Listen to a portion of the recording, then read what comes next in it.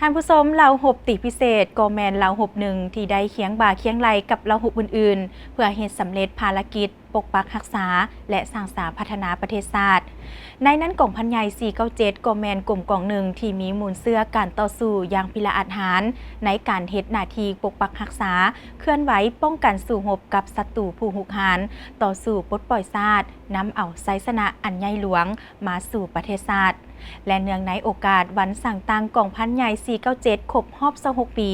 ทางทีมงานรายการโทรภาพกองทัพจะให้บรรดาทานไปรับชมการให้สัมภาษณ์ของสหายพันเอกคำสุขไสมวนศิลป์เลขาคณะพักหัวหน้าการทหารกองพันใหญ่497ซึ่งจะเป็นอะไรนะ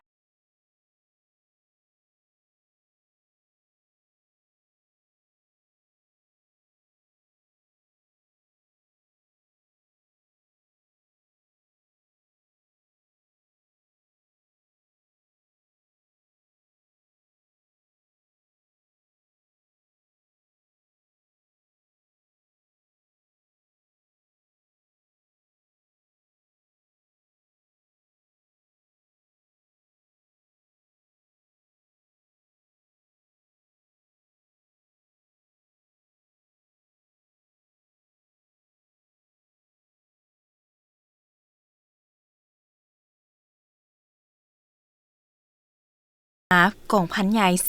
497ได้มีผลงานที่พ้นเด่นหลายด้านมาฮอดปัจจุบันเพื่อตอบสนองความเรียกร้องต้องการของหน้าที่การเมืองในระยะใหม่ของการปฏิบัติก็คือการปรับปรุงก่อสร้างกองทัพให้เติบใหญ่เข้มแข็งขึ้นเทื่อละก้าวนั้นกองพันใหญ่497ซึ่งเป็นกองพันเหล่าหบตีพิเศษได้รับการสร้างตั้งขึ้นในวันที่16กรกฎาคมปี1997ซึ่งเป็นกลุ่มกองที่มีมูลเสื้อพิละอาจหารเฮ็ดหน้าที่ปกปักรักษาและสร้างสรรค์พัฒนาประเทศชาติในระยะต่อสู้ปลดปล่อยประเทศออกจากแอกปกครองของพวกจักรพรรดิต่างดาวผู้หุกหานเหล่าหบตีพิเศษได้เคียงบ่าเคียงไหลกับเหล่าหบอื่นๆและเป็นกำลังประจันบานที่พิละอาจหาร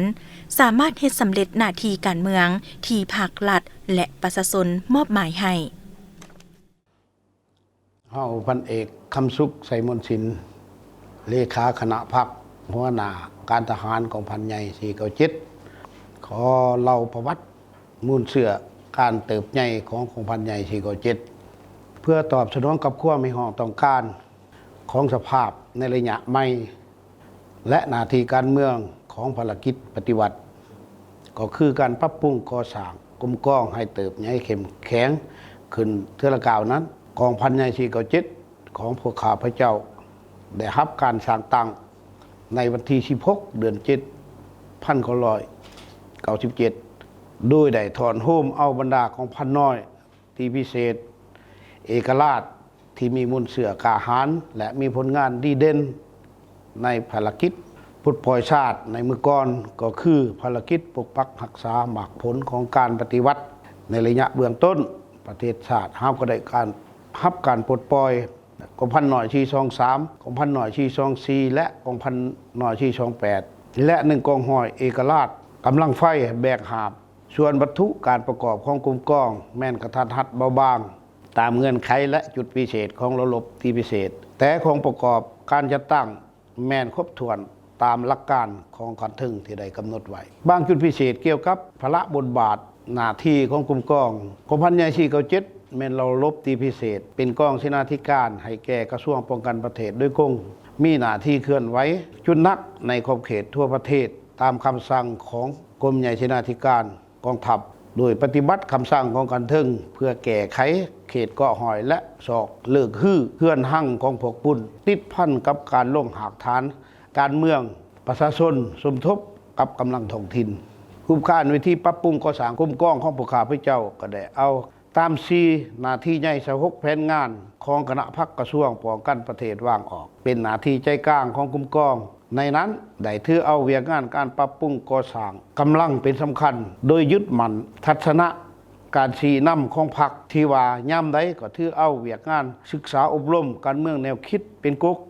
ฉะนั้นก่อนอื่นหมดกลุ่มกองของพวกเฮาจึงได้เอาเวียกงานดังกล่าวเป็นเวียกงานปลายแหลมด้วยหลายเนื้อในหลายรูปการหลายวิธีการเพื่อก่อสร้างให้กลุ่มกองมีความหนักแน่น ทางด้านการเมืองแนวคิดเข้มแข็งทางด้านการจัดตั้งมีระเบียบแบบแผนวิธีเฮ็ดเวียกอย่างก้าวหน้าพร้อมกันนั้นกรมกองถือเป็นสำคัญต่อเวียกงานฝึกอบรมหัดแอดการทหารในกรมกองเพื่อยกระดับความรู้ความสามารถให้นายและพลทหาร